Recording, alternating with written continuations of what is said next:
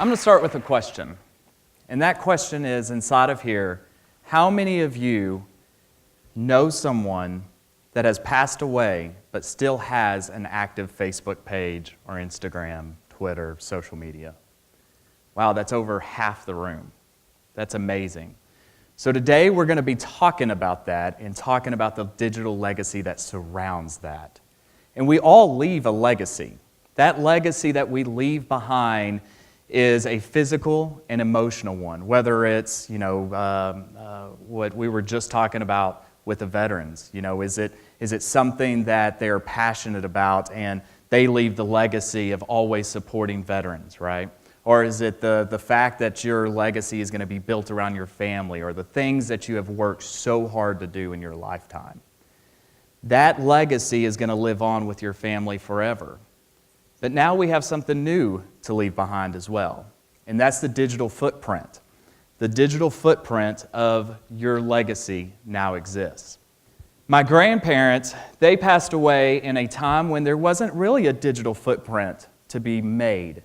They passed away when they didn't have a smartphone. They didn't have a Facebook page. They didn't have a Twitter page. They didn't have this thing called the cloud, right? That synced everything up. When they passed away with a clear slate, basically. They didn't leave any trails. And what's so interesting with this generation, when they have started passing away, is that you can no longer quickly with your smartphone look up and hear their laugh again, or hear your grandmother accidentally burning herself on the stove and saying a cuss word and saying, "Oh, I said crap," or your grandfather's jokes, or you can't get that back. But what's unique is with this generation, my sister passed away 6 years ago to breast cancer this month. And her digital trail exists because she was heavily active inside of social media channels. Inside of these social media channels, I can remember the times when we checked into the Dallas Cowboys game, when we went 9 years ago on a cruise that you see. These are recent memories that are built inside of her digital time capsule. And those are the difference between these two generations. And that's what we're going to dive into and really talk about. But here's the thing, though. She connects me on days that I need her the most, when I need that inspiration, when I remember my best friend. But she also connects with me on the days that I'd rather not remember the pain of going through that fight along with her with breast cancer. So we remember things that we want to remember, and we remember things that we don't want to remember. But we live now in a time when forgetting is no longer forgettable because of what we call the digital cloud. You have Facebook, you have Instagram, you have iPhotos, iPhone, iMessages, iWhatever, and you know that list is going to continue to grow. Apple's not going to stop innovating. All of that stuff is going to continue to be captured in the cloud. If you have an iPhone, it automatically syncs up to the cloud. If you have a Samsung 7, hopefully it hasn't caught on fire today, but it will sync up to the cloud. These devices are peril into capturing our digital legacy. The days that we beckon to be forgotten are the days that we don't post on social media or capture with our cell phones. An example is, years ago, social media used to be thought of a platform where you could post your thoughts of a negative day or post your thoughts of some kind of frustrated moment. But today's society is starting to remember, oh my gosh, this stuff is going to come back to me. And so we don't usually post that stuff anymore, which is a great accomplishment, because what we're moving into now is, now that we know that Time Hop is going to remind our family and remind us of what we have done, is that we typically post achievements. We typically post when a child is born, or a grandchild is born, or when you got a new job, or something exciting. We post that inside of social media. When we post that inside of social media, and that is going to stick around forever. Not just that day, I'm literally talking about forever, especially when you pass away. When my grandparents, when they passed away, I had one thing that I absolutely loved. It was a time capsule created by my grandmother. And my grandmother did it by hand, and it was all the way from when I was born all the way to 18 years old, and she did it by hand with a photo scrapbook, basically, a photo journal. And she had Alzheimer's, but when it came down to remembering family, because that was her legacy, is family, her details were so exact in the family details. This was her way of capturing that time capsule for me. It was that way to make me go through that journal every single year, maybe once a year, to remind myself of where I came from, who I am, where I come from, and who I am supposed to be. That's different in today's world because it's completely different. We have access to that information 24/7. Screens are sometimes our best friends and sometimes our worst friends of remembering our legacy. We create this digital time capsule by a lot of the icons that you see on the right-hand side. Here's the thing, though. You're not going to recognize every single one of those icons, right? But the person next to you is going to remember or see different icons versus what you see. But all of it syncs up inside of the cloud and will remind you every single day of what you did in the past, but more importantly, your loved ones that have passed away, of those connecting points. Here's a real-life example. This real-life example is happening, present time. My friend Amanda, she just had a little boy, and this little boy, before the boy could even open his eyes, started creating a trail, a digital trail. Before he even opened his eyes and before he even left the hospital, this beautiful child already had hundreds of photos inside of the cloud, hundreds of photos, maybe not on Facebook just yet because she hasn't uploaded them yet, but they existed in the cloud. And then you have the iCloud starting to match the face to recognize it in the future, to start matching those profiles up.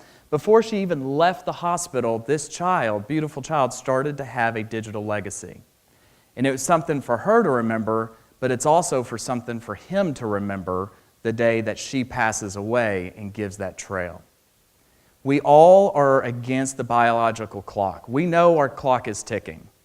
We know that one day we are going to pass away. We are going to have to leave a physical, emotional, and yes, digital legacy for people to look at for decades to come. And it's not just years, it will be decades.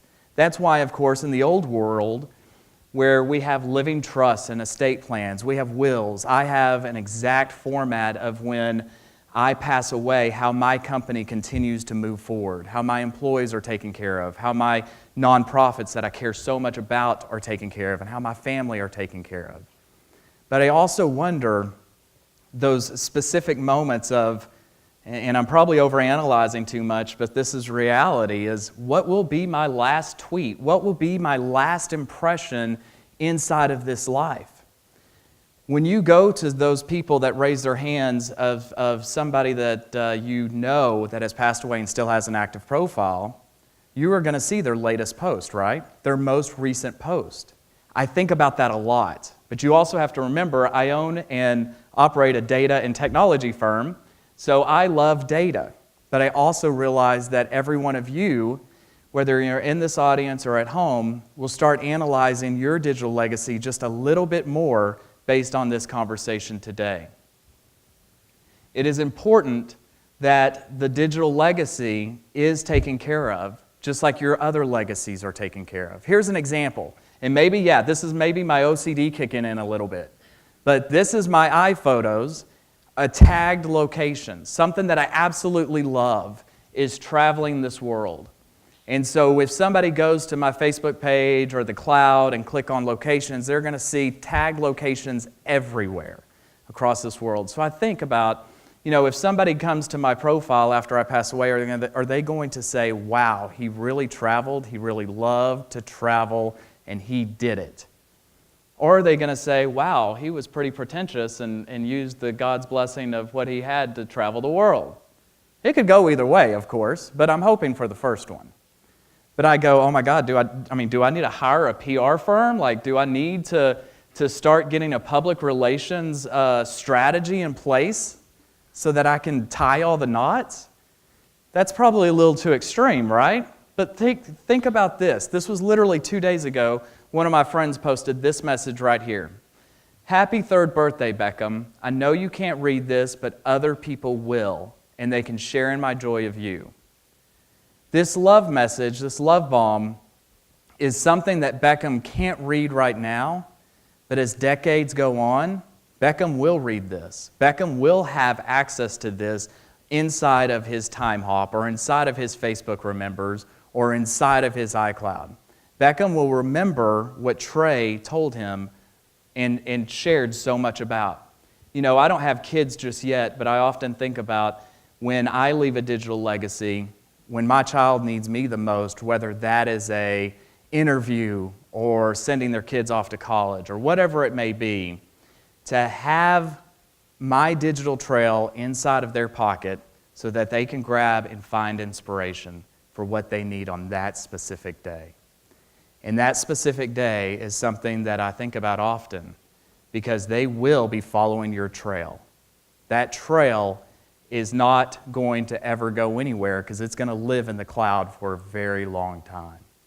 And that cloud exists for our benefit. It's something where I want to remember my grandparents so badly, but when I go back and look at my sister's profile, I can hear her laugh, but I can't with my grandparents. It's a true science of where innovation has come. But here's the thing, is that actually there are companies built around this generation dying off based on the technologies that we have today. There are companies that are built to, when they are notified that you have passed away, that they will send a last message out, that they will update your Facebook, they will update your Twitter, they will update your LinkedIn status, whatever that may be, they will push that out to a message that you may have always communicated, but you wanted to reemphasize about how much you love your family and how they should stand strong and what they should be for, or who they should be when they grow up, right? Or you might decide to post something that you thought kind of slipped away due to time. There are companies that are making a lot of money with that, but I think it's essential. So one of the questions is, would you send out a final message? I think that's something that you're going to be thinking about in the future. Another example, true life example, is Casey, which I viewed as a younger brother of mine. He passed away at a very early age in his early 20s. And Casey left an entire digital media trail for his mother, his dad, and family to be able to look at and go through text messages, photos, look at it, have his iPhone, look at the music that he used to listen to. All of that stuff is in the palm of their hands. But the question is that I cannot answer today, but when is this all going to be too much? I don't have a PhD. I actually have a degree in meteorology, so that doesn't help out. But let's say, for example, that the generation that we live in today is a big test tube. It's a big test tube. Is what we have inside the cloud that reminds us of our loved ones going to add to our depression? Is it going to increase depression rates? Or is it going to energize us to go out there and fight for breast cancer, fight for Donate Life, fight for whatever that may be? That is something that needs to be analyzed by a PhD and not by a meteorologist, but we have many people inside the test tube today. And that is something that we are going to have to analyze. So how do you prepare yourself to leave a digital legacy? Well, number one, when my sister passed away, we actually do not still have her username and password for her Facebook. And Facebook, in 2009, Mark Zuckerberg, very smart, decided, you know what, we should actually do something about this. So you can actually set up a legacy contact inside of your Facebook, so when you pass away, and there is confirmation that you have passed away, the legacy contact will gain and access your information. Access your information. So make sure that your private messages are not, say anything negative about this person. You know what I'm saying? Because it's going to be accessible. Also, another thing that Facebook and Mark Zuckerberg did that was very smart was set up memorialization pages. And these memorial pages here have been active since 2009, but I want to ask a quick question. Has anybody, how you raised your hands earlier about somebody that still has an active Facebook page? Or is any of them memorial pages? Have you seen the memorial pages? Yeah. There's only about three of you that said yes. That's because it hasn't been fully accepted. We don't trust Facebook to handle our loved ones the way that we think they should be handled. I like the way that I remember my sister today, because I have those private messages going back and forth. I have those check-ins. I have those tagged photos. But when I do this, what happens? That scares us. So it has not been widely accepted, but it is something that's out there. And that is something that is going to continue to grow as we grow and put trust inside of that. Innovation has taken place in an economy that does not currently exist. That's what I was talking about with those companies out there that are increasing the hours of, like this one right here, Everplans. They have it set up to where you go and put in your username, your passwords, you give legacy contacts, you talk about that last message that you want to post, and not just focusing on those wills and those trusts that typically we do. My lawyer called me the other day and she said, we really need to revise this because it's been a few months, etc. And I said, well, what about my digital trail? And she said, I have no idea what you're talking about. I'm like, well, we're going to have to educate you a little bit because I'm doing this little TEDx thing and I'm going to have to tell you about it. So there is education, but there's also legal fees that are going to ensue. Hours are going to increase, right? But that's a new economy that's coming about. The thing that makes me, and this is my PR strategy, is I did live in my 20s. I did go to college. There's a lot of things on my social media profiles that I'm pretty embarrassed of, as everybody is, right? I mean, I thought about going to politics one time, but I have a digital legacy. I don't think that can happen. So there are things in there that I hope somebody will go in and delete quickly when I pass away. You know, I'm reading a book right now, and this has nothing to do with this TEDx, but it says in a paragraph by James Sawyer, they say that a man's life flashes through his mind's eye as he dies, that you consider all of your regrets, all of your mistakes, people important to you, frozen moments in time, those events that make a man who he is. But today, in today's age though, that flash lasts forever. And so I encourage all of you to set up a legacy contact. I encourage all of you to think about your digital legacy, and I encourage all of you to start including passwords and information inside of your wills. But I'm going to leave you with this.